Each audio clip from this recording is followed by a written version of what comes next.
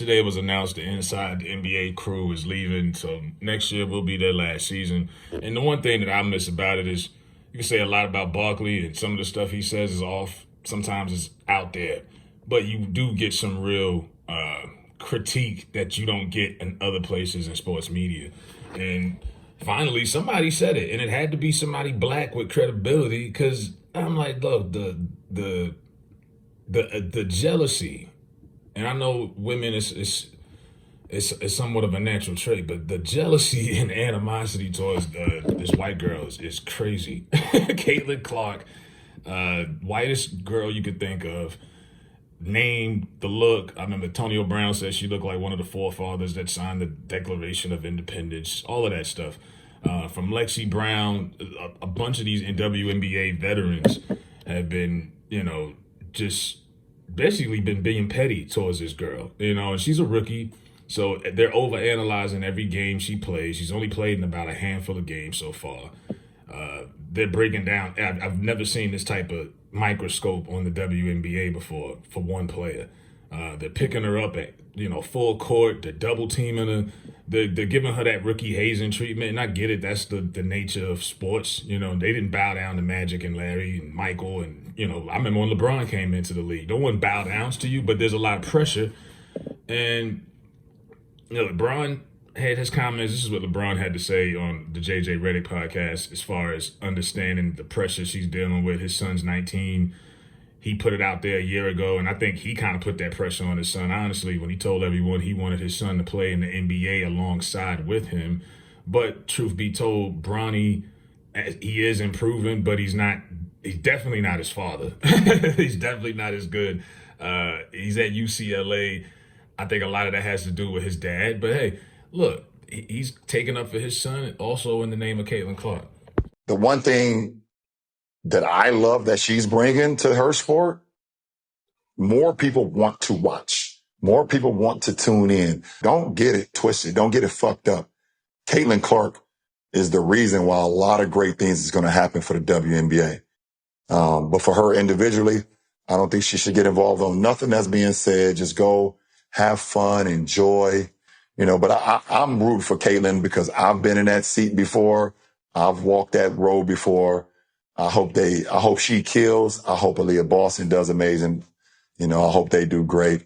I'm just kind of in this mode right now because I'm getting the same, thing from watching my son, who's a 19-year-old, kind of getting a lot of animosity and hatred towards him when he's just a kid trying to live out his dream. There's a very small number of men and women that actually get to live out their dream of playing a professional sport. And we have grown ass men and women out here doing whatever they can to try to make sure that does not happen. That is the weirdest thing in the world, but it is what it is. And I'm glad that Caitlin has a great head on her shoulder. Right. So that was LeBron's stance on what he thinks. Now, look, the WNBA the ratings have been good since this girl came in. They struggled to get 500,000 views for years. Now the ratings are in the millions, about 1.1 to 1.7 million a game. That was unheard of. The Indiana Fever, small market team in the WNBA. If you would have asked me what the Indiana basketball WNBA team was, if you even asked me what their name was 2 years ago, I probably couldn't tell you. But their game against Connecticut drew 1.56 million views on a Monday night.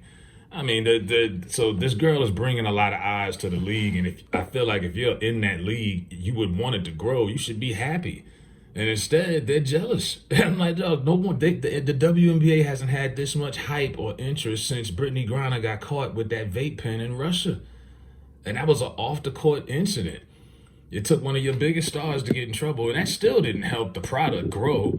It just had people talking about it. At least this is something that actually has people tuning in and is bringing in new fans.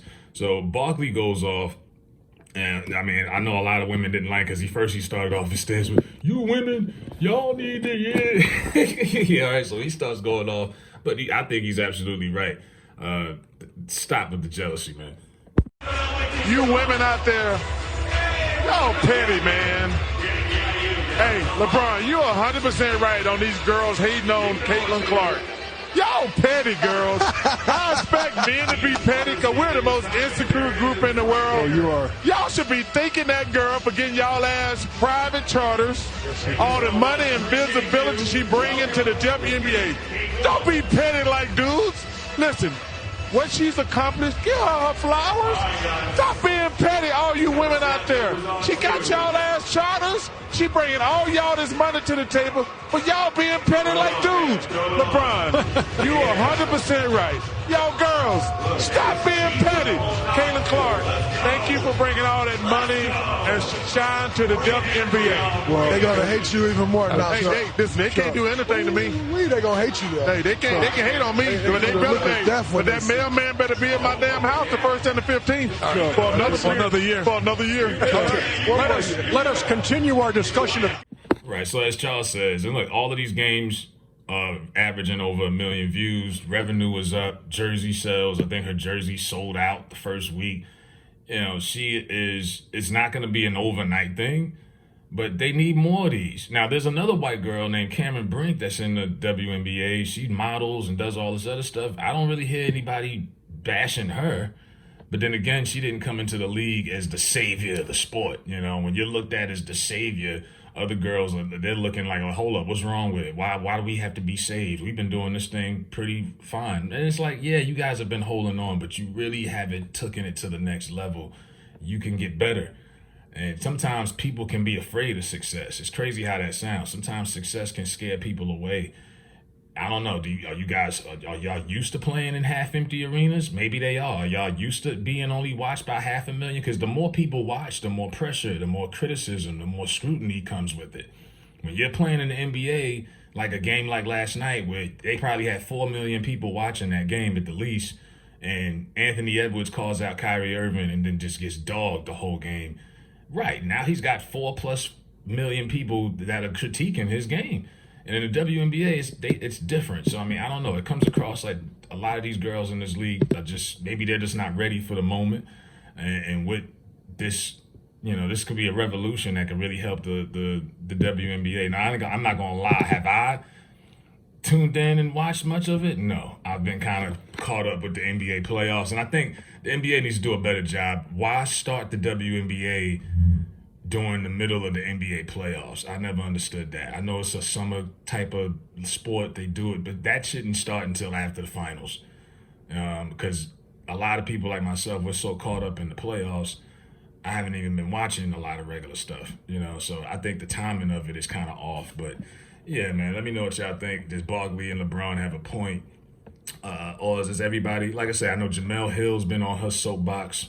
But like Caitlin Clark, between revenue, ratings, she got these girls flying in private jets. Like these WNBA are actually, they're treated like first-class athletes for the first time. And they were treated like second-class athletes for years. They didn't get posters on magazine covers like that. They didn't get, video games and How many WNBA girls you know got their own sneakers that people actually wear? Like they've been treated like second-class athletes here in the country, where people come all over the world to be superstar athletes here. So I don't see anything wrong with what she's doing. I mean, you can say what you want. You think she's overrated and all of that. But if somebody can help this league grow, why knock it? Because you're not ready for the growth. So let me know what y'all think in the comments. Like, share, subscribe. I'm out.